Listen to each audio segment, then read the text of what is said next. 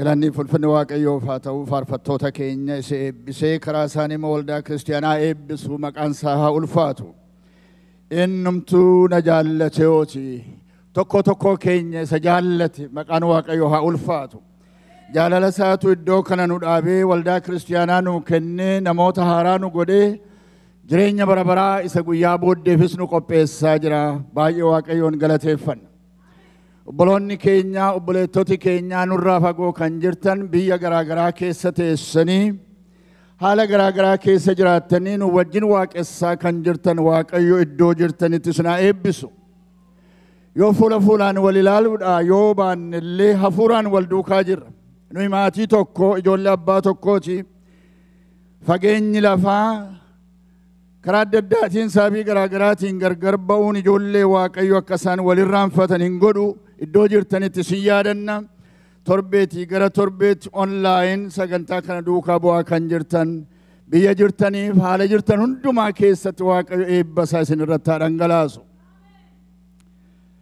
Obboloota addana jiran isin jaallatu waldaa kiristaanaa kana keessa kan jiranii baay'eedha. Abboonni, haadhonni, dargaggoonni, mucooliin mee obboloota nurraa fagoo jiran torbeetii gara torbeetti nu wajjin waaqeffataa jiran kana jaalala keessan kan ittiin agarsiiftan harka walitti rukutuuf ililleedhaan dhageessisa. Galanni Waaqayyoof haa ta'u. Obboloota nurraa fagoo jirtanii biyya adda addaa keessa kan jirtanii haala garaagaraarra kan jirtanii sabni keenya isinii wajjin jira. Isinii kadhanna, isin jaallanna. Waaqayyo iddoo jirtanitti isin haa eebbisu. Torbee darbee hundumti keenya akka yaadannu warri torban darbee waldaa kiristaanaa keessa turre mata duree geggeessuudhaaf waamamne kan jedhu irratti sagalee Waaqayyoo walii wajjiniin ilaalaa turre. Geggeessuudhaaf waamamne nuyi hundumti keenya ijoolleen Waaqayyoo kiristaanoti nama tokko nama lama jaarsolii waldaa kiristaanaa duwwaa utuu hin ta'in luba waldaa kiristaanaa duwwaa utuu hin ta'in hundumti keenya geggeessitoota iddoo jirruuf gitarra jirrutti jennee walii wajjiniin dubbii sagalee Waaqayyoo ilaalle. Waaqayyoo mataa uumamaa nu godhee biyya lafaa keessa nu kaa'ee jenne uumama hundumaa irratti gooftummaa akka inni nuu kenne ilaallee turre. Nuyi kiristaanoti immoo karaa Kiristoos ilaalcha biyya lafaa jijjiiruudhaaf haala biyya lafaa geddaruudhaaf Kiristoos immoo namoota haaraa godhee gara biyya lafaatti nu erge jenne. Sagaleen Waaqayyoo yommuu namatti dubbatamu yommuu nutti dubbatamu ilaalcha namaa geddara, ilaalcha biyya lafaa geddare. Kanaaf dhaloota Kiristoos fuuldura before Christ jedhamee dhaloota Kiristoos booddee after Christ jedhamee bara araaraa jedhame afaan Oromootti immoo barri isaa bara araaraa, bara nagaa, bara gammachuuti.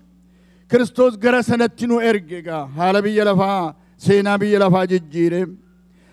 Akka namoota Waaqayyootti hundumti keenya hammina biyya lafaa keessatti ta'u, rakkina biyya lafaa keessatti ta'u, miidhamuuf, diigamuu fi jibba biyya lafaa keessatti geggeeffamu teenyee ilaaluu hin dandeenyu. Itti gaafatama qabna. Nuyi geggeessitoota. Kiristoostu geggeessitoota nu godhe jenne yeroo darbe. Sababiin isaa biyya lafaa keessatti soogidda nu godhe, biyya lafaa keessatti ibsaa nu godhe. Sagaleen Waaqayyoo isa dubbata. Geggeessuun keenya kuni eessaa jalqaba isa jedhu yommuu ilaallu immoo ofii keenyarraa jalqaba, anarraa jalqaba. Mataa koo jireenya koo geggeeffachuu, jireenya keessan geggeeffachuu, darbitanii maatii keessan, hawaasa keessan biyya lafaa geggeessuutti isin ceesisa. Mana keenya keessa jireenya keenya irraati akka inni jalqabu walii wajjiniin ilaalle. Har'as isuma kana itti fufuudhaan mata duree fakkeenya ta'utti waamamne isa jedhu walii wajjiniin ilaalla. Fakkeenya ta'utti waamamne, dura buutuu ta'utti waamamne, nama hawwachuutti, nama harkisuutti, ilaalcha namaaf yaada namaa jijjiiruutti waamamne. Akkamittiin jijjiirraa karaa Kiristoos jechuudha. Kiristoos isa ilaalcha keenya jijjiiretu akka biyya lafaa modhanne jijjiirru aboo gooftummaa nuu kenna. Kunis salphaa akka hin taane beenna. Fakkeenya namaa ta'anii nama dura bu'anii biyya lafaa rakkina qabuuf jibba qabu keessatti nama waaqayyoo ta'anii geggeessuun salphaan turre har'a salphaa ta'uu hin danda'u, gara fuulduraatti salphaa miti. Sababiinsaa kan isiniin mormu baay'eetu jira, kan naan mormu baay'eetu jira. Isa kana hundumaa keessa garuu inni nu dabarsu, inni humna nuu kennu Gooftaa Yesuus Kiristoos jiraataadha. Kaleessas har'as boris bara baraan inni jiraataadha. Galanni ulfinni isaaf haa ta'u. Mee sagalee waaqayyoo kan inni jedhu mee dhaabadhaatii dhaga'a. Maal jedha sagaleen waaqayyoo waa'ee kana? Waa'ee fakkeenya ta'anii geggeessuudhaaf waamamu, waa'ee biyya lafaa keessatti seenaa jijjiiruu haala geddaruutti waamamu maal jedha sagaleen waaqayyoo? Phexros isa jalqabaa boqonnaa 2 lakkoofsa 12 lakkoofsa 15 nan dubbisa. Phexros isa jalqabaa fuula 390 jira kakuu haaraa keessaati. Phexros isa jalqabaa 2:12-15 akkas jedha. Akka isin warra saba waaqayyoo hin ta'in keessa itti jiraattan gaarii haa ta'u. Hubadha. Akka isin itti biyya lafaa keessatti warra saba waaqayyoo hin ta'in keessa jiraattan gaarii haa ta'u. Akka waan isin hamaa hojjettaniitti warri maqaa keessan balleessan kun hojii keessan isa gaarii arganii guyyaa itti waaqayyoo namoota isaa ilaaluu dhufutti hin dhufa deebi'ee waan ta'eef guyyaa itti waaqayyoo namoota isaa ilaaluu dhufutti isaaf ulfina haa kennan. Haalleluuyaa. Guyyaa itti waaqayyoo ijoollee isaa ilaaluu dhufu. Lakkoofsa 15 Waaqayyoo waan qajeelaa hojjechuu keessaniin namoota warra qalbii malee wallaalummaadhaan dubbatan akka isin afaan qabachiiftan barbaada. Maal barbaada Waaqayyo? Wallaalummaan warra dubbatan, warra maqaa isin balleessan, hojii gaarii hojjechuu keessaniin maal akka isin gootan barbaada? Akka isin afaan qabachiiftan barbaada. Ani akkasin seene, ani nama akkasin seene jedhee akka namni dinqisiifatu isin gochuu danda'a Waaqayyo. Inni seenaa jijjiiruu danda'u. Galanni ulfinni isaaf haa ta'u. Meen kadhanna Waaqayyo akka inni nutti dubbatuuf. Obboloota koo, obboleettota koo gara jireenya keessaniitti deebi'aa. Biyya lafaa keessan jira. Yaa Waaqayyo biyya lafaa keessatti fakkeenya na godhi. Nama gara isaa ilaalanii Kiristoosiin jaallatan na godhi. Gufuu akka namootatti hin taane na gargaari jennee personaalii ofii keenyaaf haa kadhannu. Yaa Waaqayyo si fuuldura jirra. Haalli hundumtu biyya lafaa keessaa hammam jabaa akka ta'e hin beekna. Kiristaanummaan biyya lafaa keessatti salphaa hin turre. Har'as wallaansoon isaa guddaadha. Haa ta'u iyyuu malee biyya lafaa keessatti immoo nu waamte. Biyya lafaa akka geddaruu dandeenyuuf ilaalcha isaa, yaada isaa, adeemsa isaa. Inni kunis mana keenyaaf jireenya keenya keessaa jalqaba. Maqaa Yesuus Kiristoosiin har'a sagaleen kee gara jireenya keenya, gara lubbuu keenya akka inni dhufuuf si kadhanna. Warra dhaga'anii dhiisan duwwaa akka hin taane, dhaga'anii warra ittiin jiraatan, warra namni gara isaanii yommuu ilaalu eeyyee inni kun nama Waaqayyooti jechuu akka isaan danda'an sana ta'uu akka dandeenyu Gooftaa ati nu gargaari. Maqaa keessa tolaaf isa qulqulluudhaati jedhii nuu dhaga'i. Ameen. Waaqayyo isin haa eebbisu. Yeroo baay'ee biyya lafaa keessatti wordii tokko dhageenya, jecha tokko dhageenya afaan Ingiliffaatiin influential kan jedhu, influential leader yookiis immoo kan yaada isaa, ilaalchi isaa, dandeettiin isaa, hawwiin isaa warra kaan harkisu yookiis geddaruu danda'u, mul'ata kennuufi kan danda'u, ilaalcha isaanii kan jijjiiru influential leader yommuu jedhamu nama baay'eetu isa dhagaa, nama baay'eetu isa ilaala jechuudha. Nama baay'eetu duukaa bu'a jechuudha. Influentialii ta'uun yookiis immoo ilaalcha namaa geddaruun guyyaa tokkotti namaan dhufu, guyyaa lamattis namaan dhufu, waggaa tokkotti namaan dhufu, waggaa lamatti namaan dhufu. It's a process. Processiidha jireenya namaa keessatti. Wallaansoo baay'ee barbaada, obsa baay'ee barbaada, kadhata baay'ee barbaada. Fuula Waaqayyoo dura turuu barbaada influentialii ta'uudhaaf. Ilaalcha namaa geddaruudhaaf, akka namooti gara kee yommuu ilaalan gara koo yommuu ilaalan gara sasanaa yommuu ilaalan an namicha sana fakkaachuun barbaada jechuudhaaf kan nama qopheessu ittiin kan nama ga'u waan yeroo gabaabaa keessatti namaa dhufu miti. Yesuus Kiristoos garuu hin danda'a. Jireenya Saa'ol inni fuudhee Phaawulositti geddaree yeroo gabaabaa keessatti influential isa godhe. Yeroo gabaabaa keessatti waan seenaa namaa geddaru dubbachuutti ka'e. Yeroo gabaabaa keessatti waa'ee cubbuu waa'ee hamminaa ilmaan namootaatti labsuu jalqabe. He was influential. Karaa eewu isaa dhufe. Karaa Kiristoos isaa dhufe. Atis nama influentialii ta'uu kanatti dandeessu. Kiristoos biraa sii dhufa. Inni Kiristoos biraa dhufu hin darbu. Inni biyya lafaatti dhufu hin darbu. Amma namoota pirezidentii ta'uudhaa fi bulanii kaanii natu caalaa jedhan baay'ee dhageenya. Abaluu dadhabaadhaa anatu jabaadhaa. Abaluu biyya kanaaf kana gochuu sana gochuu hin danda'u. Ani kana gochuu hin danda'a sana gochuu hin danda'a. They want to be influential president. Iddoo garaa garaatti kana dhaggeeffattu. Hin ta'uu isa gara fuulduraatti ilaalama. Hin beennu.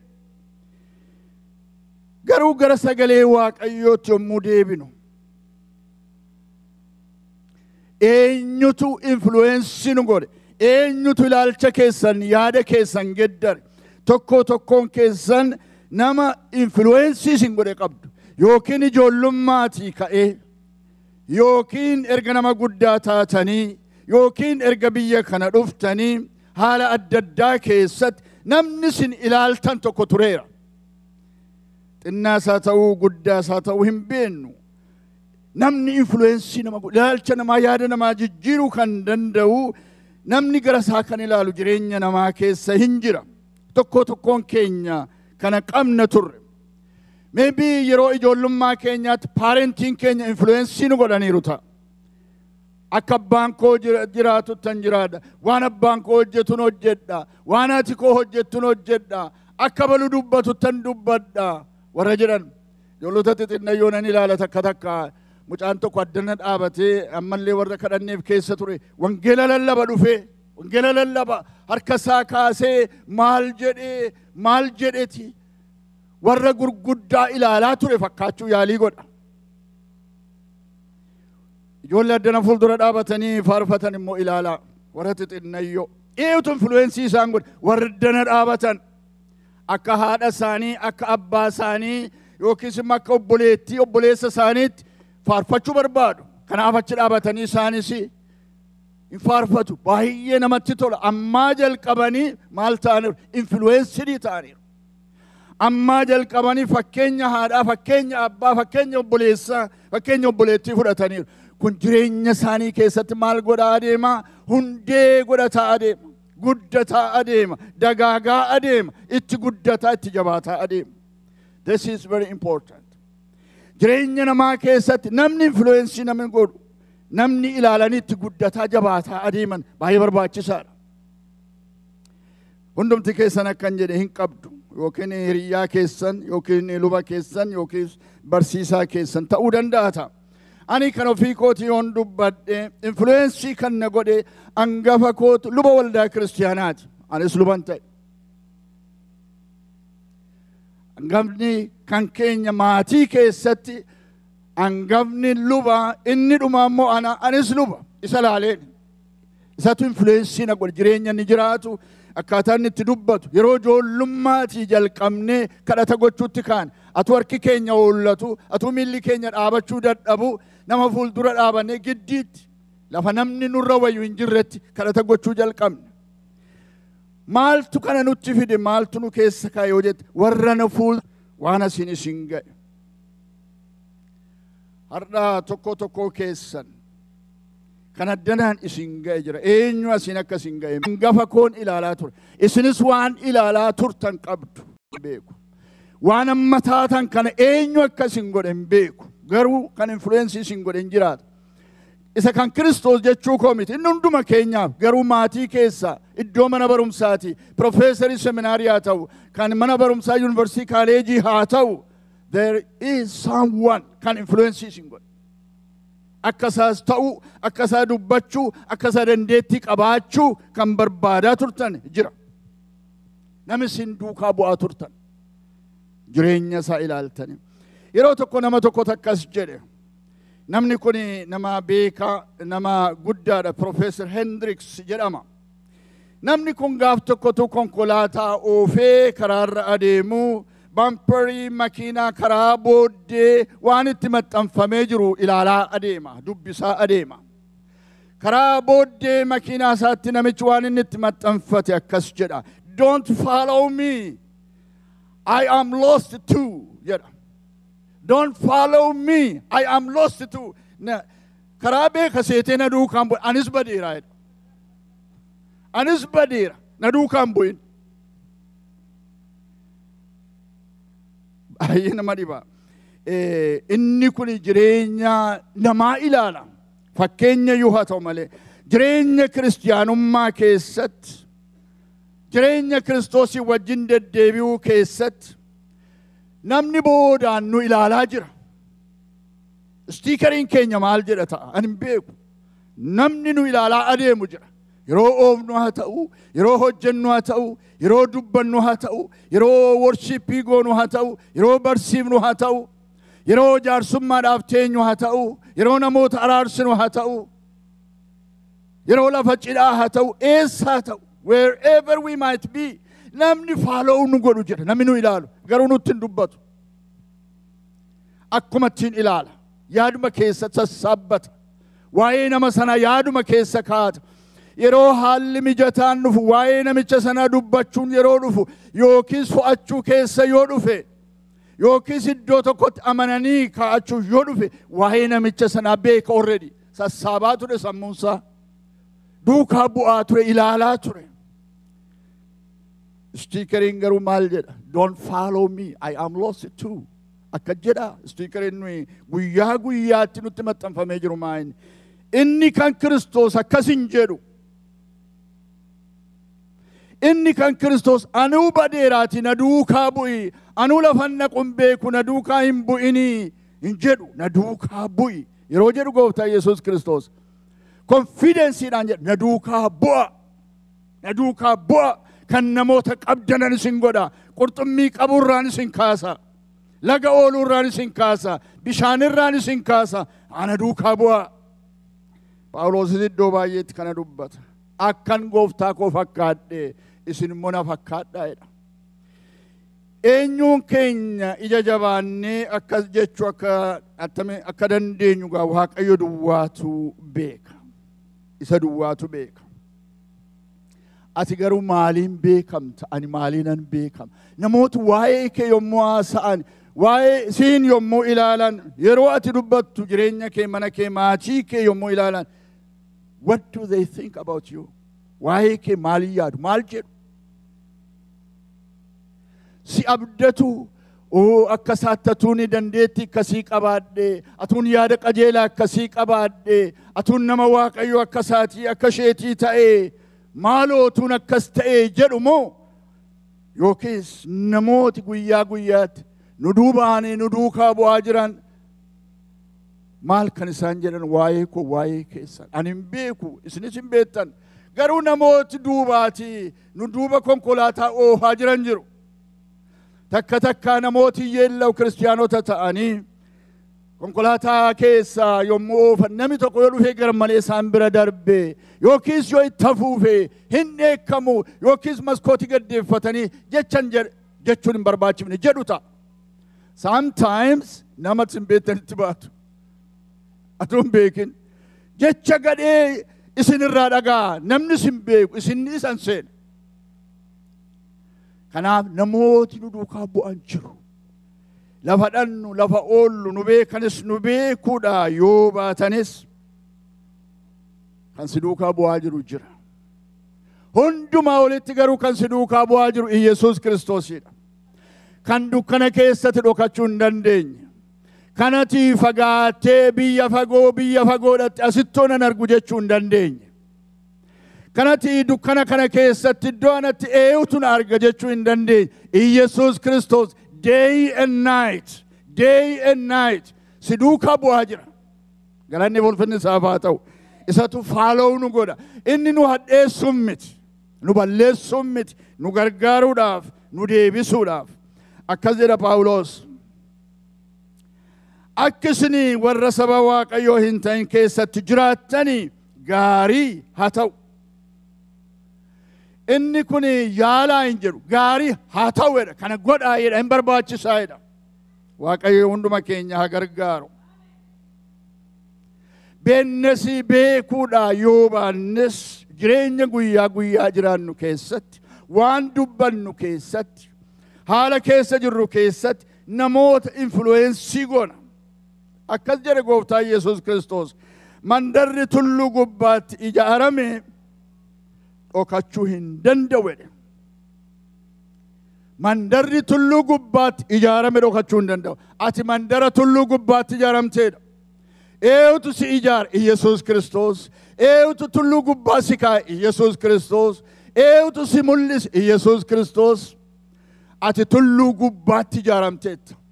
Muka gubbaatti miti, muki hin gogaa, muki hin dullooma, muki hin caccaba, mukarratti sin ijaarre. Tulluu gubbaatti si ijaare. Tulluu sarraafamne. Tulluu yeroo hundumaa dhaabataadha. Tulluun yeroo hundumaa jiraataadha. Isarratti, Yesuus Kiristoos irratti hundeeffamne. Waaqayyoo warra mul'achuun isaanii hin taane warra mul'atanii nu godhe. Warra geggeessuun isaaniif hin taane warra geggeessanii nu godhe. Warra dandeettii hin qabne warra dandeettii qaban nu godhe. Warra waa'ee Kiristoos hin beekne waa'ee isaa akka beeknu nu godhe. Galanni ulfinni isaaf haa ta'u. Mee Waaqayyoof galata dhiyeessa. Maqaan Waaqayyoo haa eebbifamu. Haalleluuyaa. Isatu iddoo kana si fide, isatu iddoo kanaan si ga'e, isatu anaan iddoo kanaan na ga'e. Kan biraa miti. Nama ilaalaa ture sana ta'uu dhiisuu danda'a. Yesuus Kiristoos garuu fidee iddoo kanaan na ga'e. Galanni isaaf haa ta'u. Yeroo tokko jedhama barataan tokko gara profeesarii isaatii dhufe. Gara profeesarii isaatii dhufeetti gaaffii gaafate akkas jedhe barsiisaa jedhe profeesariidhaan. I have a problem jedhe. Rakkinan qaba barsiisaa jedhe. Yennaan profeesariin deebisee maa inni rakkinni kee jedhe gaafate. Yennaan barataan suni maaliif Yesuus Kiristoos Yihuudaa fo'atee jedhee gaafate. Maaliif fo'ate Yihuudaa? Fo'achuun irra hin turre. Likkii miti jedhee gaafate. Maaliif fo'ate? Yennaan profeesariin deebise kuni probleemii guddaa miti jedhe. Ani garuu probleemii isa kana caaluun qaba jedhe. Probleemii miti Yihuudaa fo'achuun kan kana caalu kan deebiin ittiin argamin guddaa isa caaluun qabaa jedhe. Jennaan barataan sun maa inni jedheen maal kan kana caalu probleemii ni jedhe. Jennaan profeesariin deebisee Yesuus Kiristoos siin maaliif fo'atee anaan maaliif fo'atee deebii naa kenni jedhe. Maaliif si fo'ate? Maaliif na fo'ate? Maa inni deebinsaa jedhe. Anoo dadhabaadha, atoo dadhabaadha. Cubbuu qabna, hir'ina qabna, yaaddoo qabna, sodaa qabna. Maaliif nu fo'atee nan barataan deebii dhabe. Akkasii. Edaa anaanis na fo'ate. Edaa anis hir'inan qaba. Waa'ee Yihuudaa duwwaan lakkaa'a malee anaanisuu na fo'ate.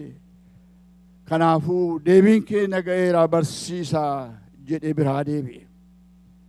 Maaliif isa ana dadhabaa biyya lafaa keessaa fakkeenya akkan ta'u Waaqayyo na fo'ate. Maaliif si fo'ate? Atoo dadhabaadhaa hir'ina qabda, dadhabbiin qaba, dadhabbii qabna. Maaf nu fo'ate Kiristoos? Yeroo baay'ee warra kan waan caallu yeroo nutti fakkaatu jira. Anaan na fo'ateera warra sana hin fo'anne.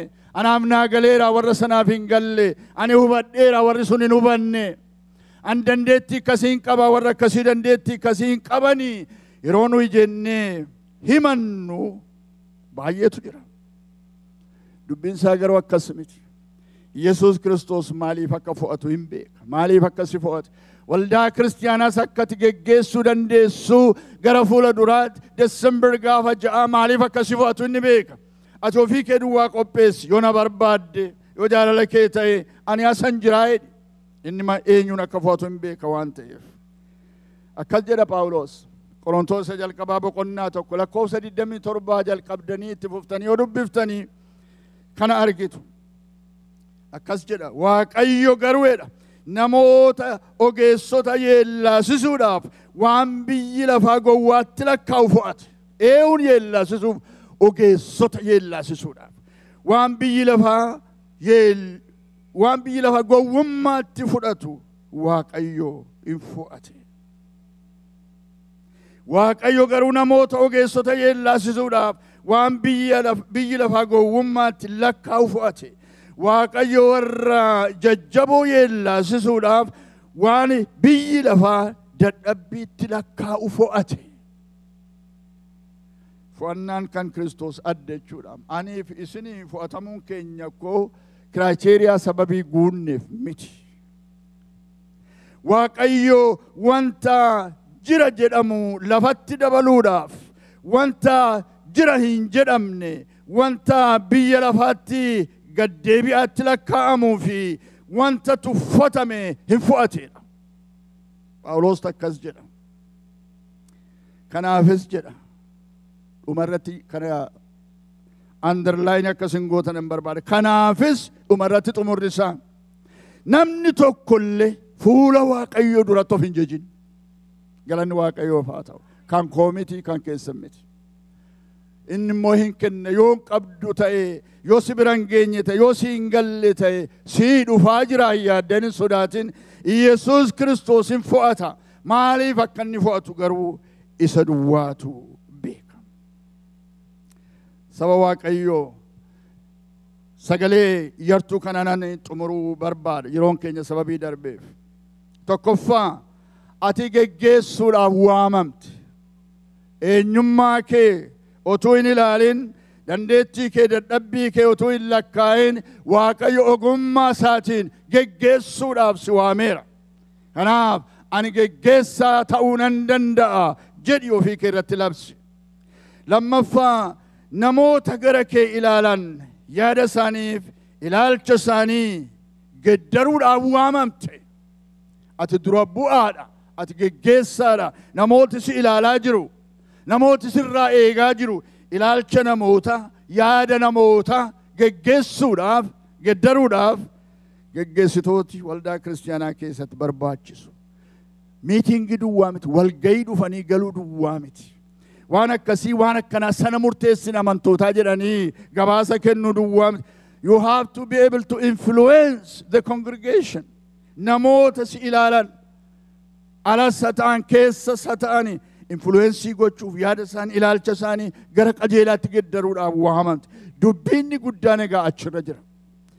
Akkuman jalqaba dubbadhe inni kun salphaa miti. Waaqayyo hunduma keenya haa gargaaru. Eenyullee hin geessifamne, eenyullee ani iddoo kana ga'eera jechuu hin danda'u. Hundumti keenya itti guddata, itti jabaata.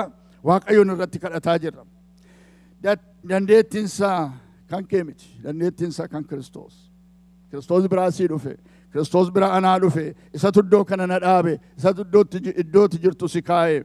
Isatu jireenya kana sii kenne. Isatu bultoo kana sii kenne. Maqaan isaa haa eebbifamu. Galanni ulfinni Waaqa irratti lafa irratti isa duwwaatiif haa ta'u. Akkas jedha Phaawulos gara xumuraa irratti. Filiphisuus boqonnaa 4 lakkoofsa 13 yoo ilaaltan. Jabina gooftaan anaa kennuun waan hundumaa gochuu nan danda'a. Haalleluuyaa. Jabina eenyu kennuun jabina gooftaan naa kennuun ani maal gochuu nan danda'a? Waan hundumaa gochuu nan danda'a. Mana booddeedhaan jedhaan. Jabina gooftaan naa kennuun waan hundumaa gochuu nan danda'a. Jabina gooftaan anaa kennuun waan hundumaa gochuu nan danda'a. Yes, hin dandeessa. Humni isaa kan Kiristoos, jabinni isaa kan gooftaati. Ana bira hin jiru, goofticha bira garuu guutee jira. Garuu jabina isaatiin, ogummaa isaatiin, dandeettii inni waldaa kiristaanaa keessatti sagalee isaatiin na barsiiseen ani waan hundumaa gochuu nan danda'a. Ani geggeessaa ta'uu nan danda'a. Ani fakkeenya ta'uu nan danda'a. Isa kana immoo gooftaan koo na gargaara. Galanni ulfinni isaaf haa ta'u. waaqayyoof galata dhiyeessa. Galanni waaqayyoof haa ta'u. Haalleluuyaa, haalleluuyaa. Hin kadhanna waaqayyoon iddoo iddoo jirrutti yaada kadhataa keessa taanee fuula waaqayyoo duratti gabaabsinee kadhanna. Waaqayyo abbaa keenya, gooftaa keenya, maqaan kee haa eebbifamu.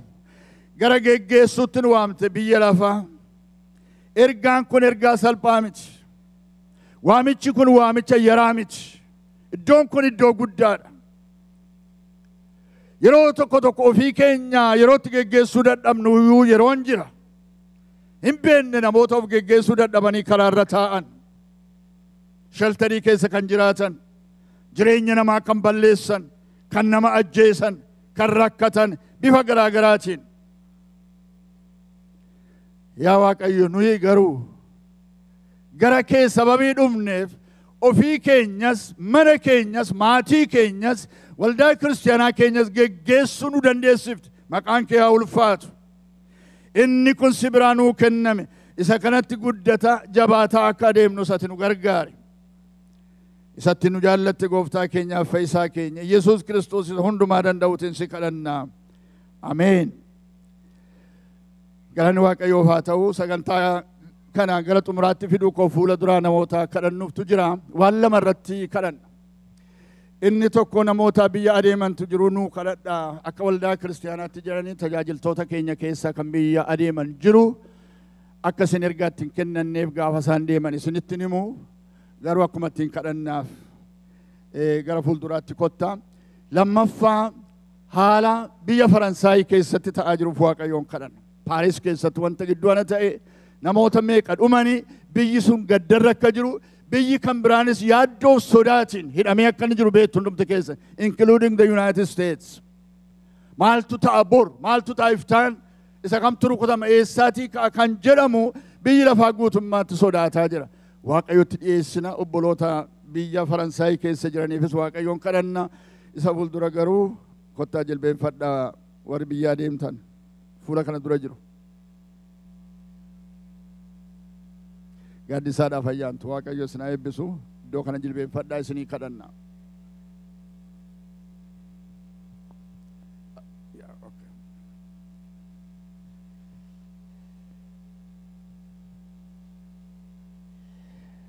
Galanni Waaqayyoof haa ta'u. Namni kan biraan jiraayyuu adeemaa isiniin jedhaan jiru yoo jiraattan jechuudha malee. Harka keessan gara isaaniitti qabaa eebbisa ijoollota kana. Waaqayyo isaan eebbiseera. Waaqayyo mana isaa keessa isaan dhaabe. Torbeetii gara torbeetti, yerootii gara yerootti, dadhabbii malee, nuffuu malee mana Waaqayyoo keessa dhaabatanii warra tajaajilaa jiranidha. Waaqayyo haadha isaanii kanas eebbisee gammachuu agarsiisee ijoolleen ishee mana Waaqayyoo keessatti akka argaman godhee gammachiiseera. Galanni ulfinni isaaf haa ta'u. Amma immoo maatii isaanii warra biyya jiran, obboloota isaanii warra biyya jiran dubbisu sababii dhaqaniif. Obboloonni keenya waldaan kiristaanaa kadhadhaa gannu dhiisaa nuun jedhan. Amantiidha kun. Akkumatti deemuun hin danda'ama. Garuu namni Waaqayyoo kadhata barbaada. Waaqayyo isaan eebbisu, Waaqayyo isaan geggeessu, harka keessanitti qabaa.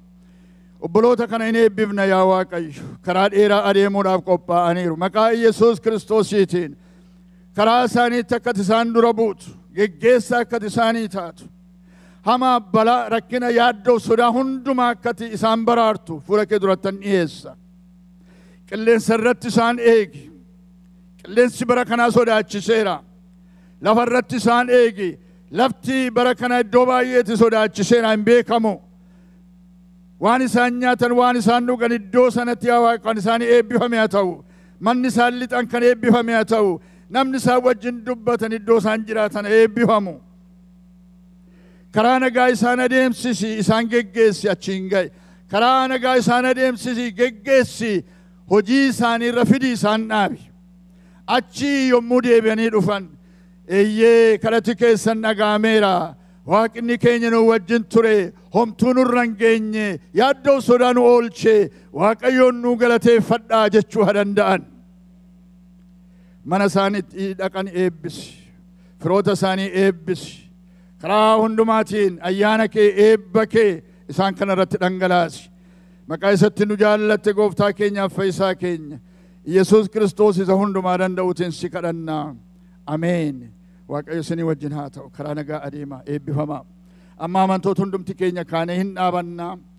Haala biyya Faransaayii keessatti ta'aa jiru magaalaa Paaris isaaf Waaqayyoon kadhanna.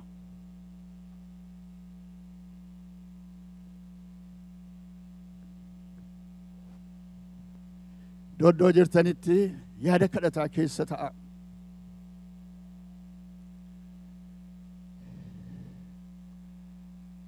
Amma nama kan biraarra sababii ga'ee baay'ee waan guddaa nutti fakkaatu ta'a. Waaqayyo kana namaa oolchu. Iddoo ja'aatti rukuttaan yeroo tokkicha akka uumame garaagarummaa yeroo yartuutiin koordineetidii ta'ee magaalaa sana keessatti jeeqamsi guddaan raafamuu guddaan akka inni hundumaa keessantu beeka.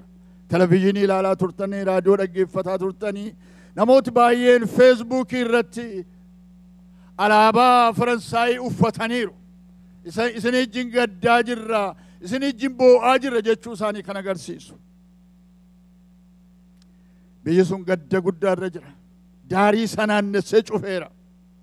Warri ollaa sana jiranii sodaataa jiru. Eessatti argama? Biyya sana keessayyuu kan jiraatan ammas kanatti taanee waa dhufinnaa kan jedhu yaaddoon guddaan sodaan guddaan jira. Obbolootaaf obboleettotaa, you never know. You never know who is next. Hin beeknu. Waaqayyo duwwaatu beeka. Waaqayyo garuu humna namaa ajjeesuu isaa hidhachiise, humna diinaa, humna seexanaa kana maqaa Yesuus Kiristoosiin haa rukutu. Ajjeesuun waan gaarii kan itti fakkaataa jiru. Balleessuun waan gaarii kan itti fakkeessee mul'isaa jiru. Nama dhimma isaa karaa adeemu, nama nyaatee dhugu tollixee kan dhukaasu. Nama mana tiyaatirii keessa taa'ee ilaalaa jiru, gammadaa jiru, relaaksii godhaa jirutti ollixee kan dhukaasu. Naannoo istaadiyoomiitti, naannoo garaagaraatti fucha ilaalee jireenya namaa balleessuudhaaf kan ka'e. Maqaa Yesuus Kiristoosiin akka inni rukutamuuf hin kadhanna. Biyyi lafaa yaa Waaqayyo si harka jirti. Har'a garuu du'aaf ajjeechaa baay'ee dhaga'aa jirra. Ilmaan namootaa sodaataniiru, ilmaan namootaa na'aniiru. Eessatu nagaa qabaa, eessan birra malee dhaqee galuu danda'a jedhanii sodaataniiru. Moolii dhaquu sodaataniiru. Mana tiyaatirii deemuu sodaataniiru. Restoraantii lixuu sodaataniiru. Lafa namni baay'een itti wal gale keessa dhaquu kan sodaatan baay'eedha. Maqaa Yesuus Kiristoosiitiin yaa Waaqayyo haala kan akkati geeddartuuf si kadhanna. Biyya lafaa keessatti ilmaan namootaa biyya gidduutti nagaan haa bu'u. Maqaa Yesuus Kiristoosiitiin garmalee du'uun, garmalee wal ajjeesuun, walirratti ka'uun, hamminni biyya lafaa keessaati isa yeroo kamii caalaa burqaa jiru kun burqaansaa maqaa Yesuus Kiristoosiin haduudu. Yaa Waaqayyo jaalalaa biyya lafaa keessatti labsi. Akka waldaa kiristiyaanaatti yaa Waaqayyo yeroo akkasii kanan immoo harka wal qabanne waldooti kiristiyaanaa keessumaa waldooti Oromoo tokkummaadhaaf jaalalaan dhaabanne biyya lafaas akkas raafame keessatti isa nagaa dhabe kana keessatti nagaa labsuun yeroo nurraa eegamu kanatti nuunis nu gargaare.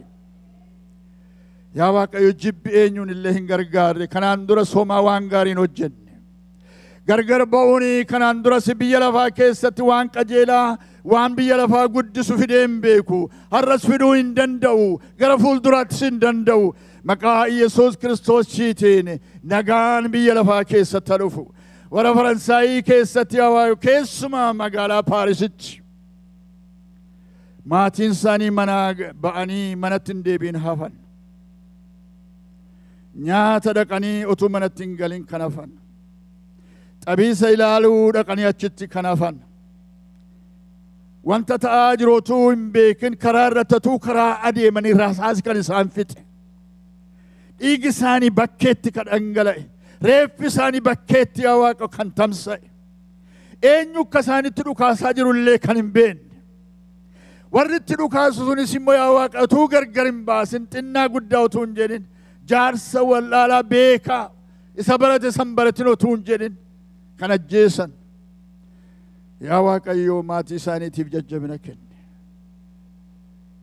Biyya lafaa keessatti yaaluu yaa Waaqayyo inni kun hadhaabatu. Garmalee du'uun hadhaabatu, garmalee ajjeesuun hadhaabatu. Si kadhanna yaa Waaqayyo warra sammuun isaanii jibbaan guute, warra sammuun isaanii ajjeesuu duwwaadhaan guute, warra sammuun isaanii biyya balleessuuf diiguudhaan kan guute, isa kanaan mul'anne, isa kanaan dhugaan keenya argama jedhaa kan jiran maqaa Iyesuus Kiristoosiin sammuun isaanii haa geeddaramu. Iyesuus Kiristoos sammuu isaanii qabadhu. Iyesuus Kiristoos sammuu isaanii jijjiire. Yooti jijjiirte nagaatu dhufa. Humna diinaa isaanii qabatee jiru.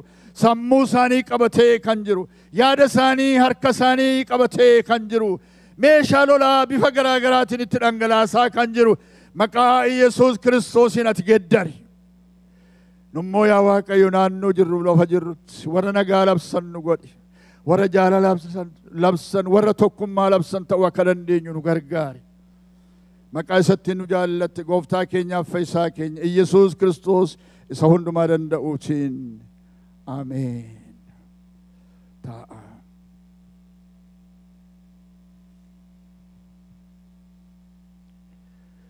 Dhumarratti akkuma hundumti keenya yaadannu ayyaanni galataa dhiyaateeraan Thanksgivingin waggaa waggaatti gaarii goone kan ayyaaneffannu torban roobii dhufuuti. Torban tokko duwwaatu nuwaa fi almost warri isanuu qopheessanii torbees isinitti himanii turanii nu gargaaraa isiniin jedhanii ammam akka gargaaruu dandeessan hin beeku. Gargaaraa jechuun horii nuu kennaa jechuudha.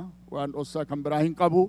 Horii kennaa fi waan isaan ittiin tarkii bitanii nyaata nuu qopheessanii maal ittiin nu hojjetanii isaan yeroo isaanii humna isaanii kennanii nu hojjetaa jiru. Isin immoo horii keessaniin keessatti hirmaadhaa.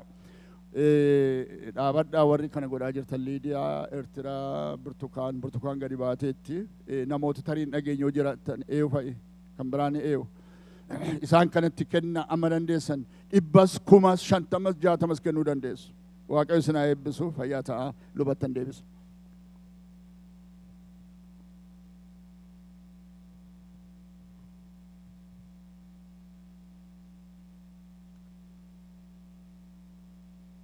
Galanni Waaqayyoof haa ta'u.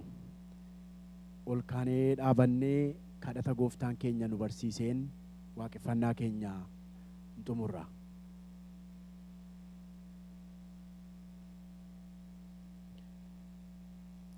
Yaa abbaa keenya waaqarra kan jiraattu maqaan kee haa qulqullaa'u, mootummaan kee haa dhufu, jaalalli kee waaqarratti akkuma ta'e akkanuma lafarratti haa ta'u. Kan nu ga'u buddeena keenya har'aa nuuf kenni, yakka keenyas nuu dhiisi, nus immoo kan nu yakkaniif akkuma dhiifnu. Qoramatti nun galchin, hamaa nu oolchi malee, mootummaan kan keetiyoo, humnis galannis barama baraan. Ameen. Garaa keessan gara Waaqayyootti ol fudhadhaa, eebba fudhadhaa. Waaqayyo isin haa eebbisuu, isin haa eegu. Waaqayyo fuula isaa isiniif haa ibsu, isinitti haa araaramu. Waaqayyo fuula isaa gara keessanitti haa deebisuu, nagaas isiniif haa kennu. Maqaa Abbaatiif kan Ilmaa kan Hafuura Qulqulluu Waaqayyo tokkoon. Ameen. Galanni Waaqayyoof haa ta'u. Waaqeffannaa keenya ganama kanaa xumurreerraa gara galma Asteer Gannootti buna shaayitti wal argina. Warri amma beeksisaa himamee utuu nun arginin deeminaa isiniin jedhaniiru. Thanksgiving ilaalchise jechuudha.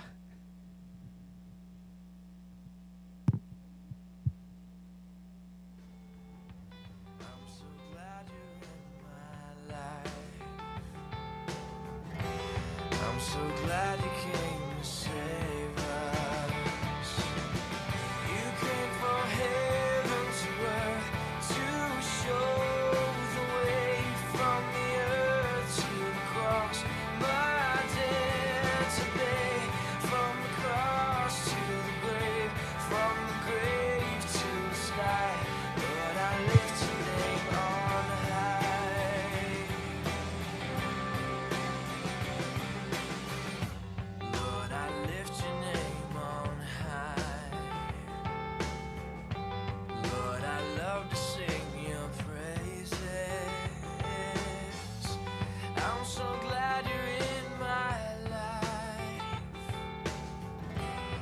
I'm so glad